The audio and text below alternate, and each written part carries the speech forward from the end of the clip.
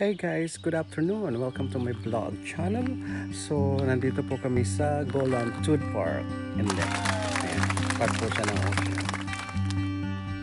Meron pong mga yate. So nice. Tsaka, yung park na to open for public. But of course, social distancing pa rin. Dito sa Canada, yung mga park is owned by the government. So napapanatili nila yung kaayusan ng mga park, mga natural park. Meron pong mga facilities sa park like may washroom. Ayan. Kahit nasa gitna ng bundok may washroom yan. So hindi lang kung saan iihi or dudumi yung mga tao. So sino yung naglilinis ng mga facility? Siyempre meron pong mga employee personnel na naka-duty dito. Hindi naman permanent, parang pinupunta nila siguro. May mga oras silang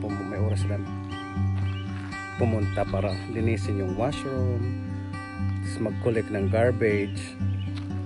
So yun, ganun kaganda. Yung government yung nagpapasahod sa kanila. So yung tax na binabayad ng mga tao dito napupunta sa mga worker or sa mga public facilities tulad ng mga park, etc. etc. So nice. Ang ganda. Beautiful. This is a nice spot. One of the nice spot na nagustuhan ko dito sa Victoria. This is along Gowlland. No, Brentwood. So, ito-tour ko kayo papunta dun sa park. Sa parang maliit siya na resort, mini beach resort. So here's the main part ng resort. May mga yate dyan. Beautiful. This is ocean water. Tapos nakikita nyo yan, mga bird nest yan sa wood. Okay, thank you.